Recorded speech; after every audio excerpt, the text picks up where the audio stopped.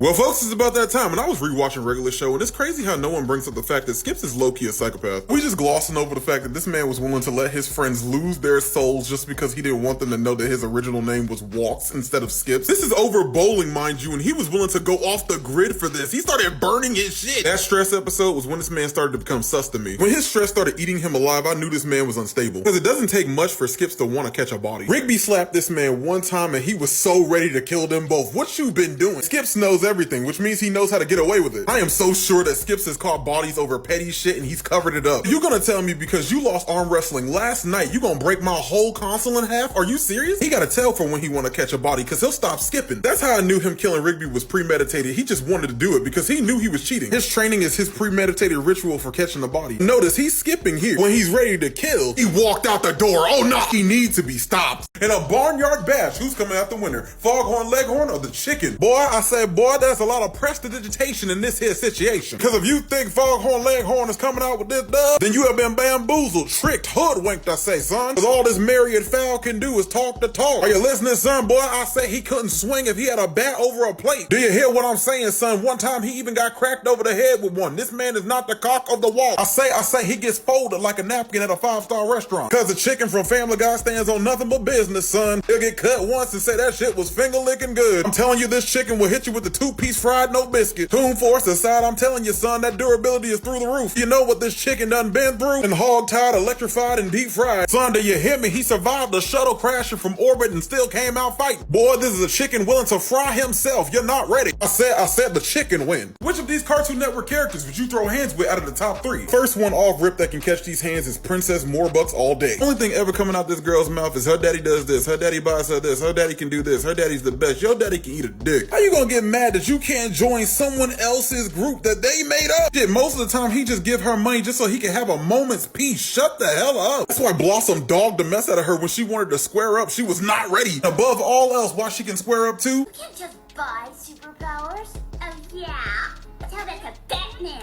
Of course she's a Batman fan. That's why she's toxic. Next is Sarah, and you know she don't need too much explanation. Would not be dealing with this catfish lip monster on a daily basis. I would be boxing her in them big ass soup coolers before she talks shit to me. The number one is definitely Eustace. Urge would be straight up minding his business to hear this jackass go scaring the hell out of him. Deserves more than a rolling pin cracked over his head. That's why your wife treat the dog better, you raggedy bitch. What universe would you rather live in? The Boys or Invincible? I have read the comics and I have watched both of these shows extensively, and let me tell you, I am picking The Boys. The world of The Boys, everyone believes they're safe because of their superhero saviors, and Vought needs it to be that way. I make sure that everyone stays in favor of the public image of the superheroes, which is why crime isn't much of an issue in this world, which is why most criminals wouldn't challenge the Seven and most people love them. Worst of what happens in this world is always behind the scenes away from the public eye. Yes, they've gotten bad press from stupid shit the Seven has done, but this doesn't change anything. Most of the time they would just cover it up or we would never know what really happened. The public things that happen in The Boys I can actually see happening in real life. Hell, Homelander killed somebody in broad daylight and they cheered for him, and I can definitely see this happening. You know how scary it is to wake up one day and see the world's greatest superhero beating the shit out of another superhero and killing people? Then having alien invasions where people are getting slaughtered every week. Then trying to live every day through these threats knowing that the greatest heroes who ever lived just died. We keep seeing the ones that are left getting the shit kicked out of them. I'm not living through this. You can pick any power from the OG X-Men series. Which one would you pick? We're talking about the original X-Men characters and their powers. You already know which two I'm picking. Off rip, you already know I'm picking Beast. Strength, agility, powerful limbs, sharp claws, and teeth. Unlike Beast, I'm not about to be roaming around here damn near bungalow booty naked. You couldn't tell me shit because I would still look good in blue. He calls it a curse. I would say this is cool as shit. There's no shame in my game. Other one I would pick is most definitely Colossus. You can double in size and have complete metal skin. This is fire. Colossus was so strong, he was out here bullying the X-Men back in the day. I always liked Luke Cage, but Colossus was always a cooler version of me because of the skin transformation. I would love to be strong as hell to just throw a tank like it ain't nothing. Colossus was strong enough to restrain the Juggernaut. That tells me all I need to know about his strength. Ability to make your skin into armor is definitely top tier. I would love to no-diff somebody without even moving. Imagine breaking your hand off my skin. Would you rather have Kip's job or work at the Daily Bugle without being Spider-Man? Man, I could never be in Kip's position because I don't know anyone who reasonably would. The man basically sleeps in a broom closet. Then his uniform is terrible as hell. You got me in a skirt with my thighs out. I'm definitely not doing this crazy shit Kip be doing for Zab. Imagine my duties on my 9 to 5 is waking up a grown-ass man from his slumber, helping him get dressed and ready for work. I don't see anywhere in my job description says I have to wash a grown man's back. And if he messing up, he just gonna pass the buck off to me and I'm taking the blame. And if he lose his job, I lose mine? Kif is basically this man's servant. Then he can just come into my room and eat my shit at any time. One of Kif's duties is to be an end table for Zap to write on. He uses Kif as a towel to wipe off his sweat. Man, Kif is a bitch. The Daily Bugle is like no other job. It's just a 9-to-5 working for a dick boss. Just make your deadlines, keep your head down, and just do whatever Jameson says. A villain could attack the office, but this could happen anywhere in New York, and they're always gunning for Jameson. I could work here. I'm just gonna move out the way. If you could have any one skill or item from regular show here, which would it be? First one out is cool bikes, because they're just normal bikes they spray painted black to piss off Benson. All they did was lower the seat and then just added tinfoil to it. Next one that's definitely out is the Maximum Glove. Looks cool, but it does nothing. How do you win something that comes broke? Next is Playco Arm Boy, because I can definitely see myself finessing a whole lot of people in arm wrestling. I mean, Playco Arm Boy is strong enough to overpower death. That's a really impressive thing, but outside of arm wrestling, it doesn't do anything. Next is the power of Death Kwon Do, because yeah, I can use incredibly powerful moves, but who am I using this on? Unfortunately, I had to put the God of Basketball shoes second because of the fact that it gives you godlike powers, right? Allowing you to fly, have invulnerability, and super strength. None of that compares to the power keyboard, which allows you to do anything. It's a keyboard that allows you to warp reality just by making up a rhyme. You could tell someone to go to the moon and they would actually go there just because you were singing. Think I would pass that up? I'm definitely choosing the power. Who would win in a fight, Beast Boy or Reptile? The fight sounds good on paper, but this is one-sided as hell. If you don't know, Reptile's ability is to turn into any dinosaur. Turning into dinosaurs is the full extent of what he can do. The thing is, Beast Boy can turn into the same things Reptile can turn into and much more. Not only can Beast Boy create giant limbs and partially transform with certain animal DNA, Beast Boy can also combine animal forms and turn himself into a chimera. And Beast Boy is not limited to just turning into animals and dinosaurs. Beast Boy can turn himself into a dragon, a phoenix, and different types of giant monsters. We've discovered in recent years that Beast Boy can cheat and turn himself into one of the smartest people on the planet. He has access to some of these primal mythical forms like his giant gorilla mode, or when he turned himself into a version of Godzilla. He can combine the normal forms with his giant monster forms as well. Beast Boy got even that much more powerful when he found out he could turn into demons. He can also make those demon forms giant too. One time he was fighting demons and ended up turning into the monkey god Hanuman. His most powerful transformation is that he can turn into a Starro. In this form, he took over the entire world. He definitely wins. What was the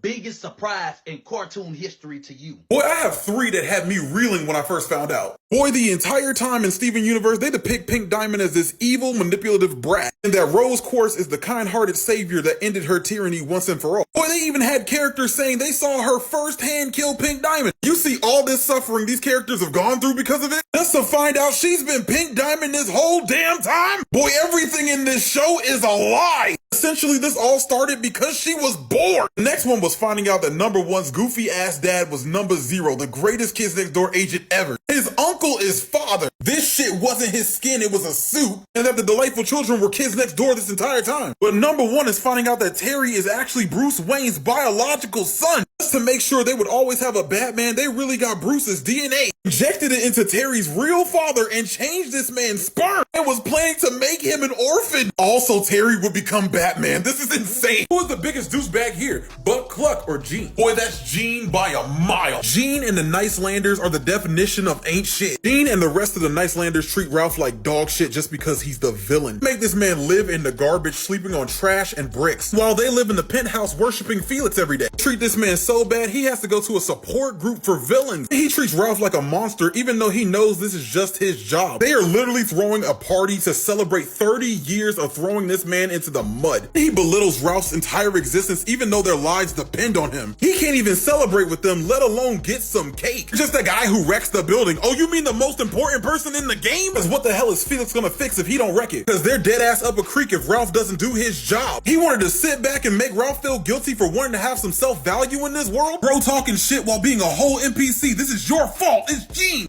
You have to play devil's advocate for one of these characters or lose your right arm. Who are you choosing? Okay, I can do this, and I'm not just gonna do one. I'm gonna do everybody. Rigby's defense, Mordecai punches the dog shit out of him anytime he makes any good points. Somebody was punching me silly all day, I'd riz up their not girlfriend too. Mordecai has made Rigby the butt of the joke plenty of times. It was in his right to clown him on that shit too. Tara's defense, she was young, confused, and scared of her own power. She was manipulated and groomed by someone who could show her how to be in control. Hebe's defense, it's not her fault that the rest of these kingdoms are dumb as shit and she takes advantage of that. They just let her walk up in their houses and take their shit. I take advantage too. Eustace's defense, that is a dirty ass old blanket. She really made the new blanket for the damn dog. Patrick's defense, SpongeBob is annoying as shit. The whole city needs one day away from SpongeBob. That says more about him than Patrick. Brian's defense, while he was a douche, he was continuously messing up as his manager, and you can't do that, especially when he had a best-selling book.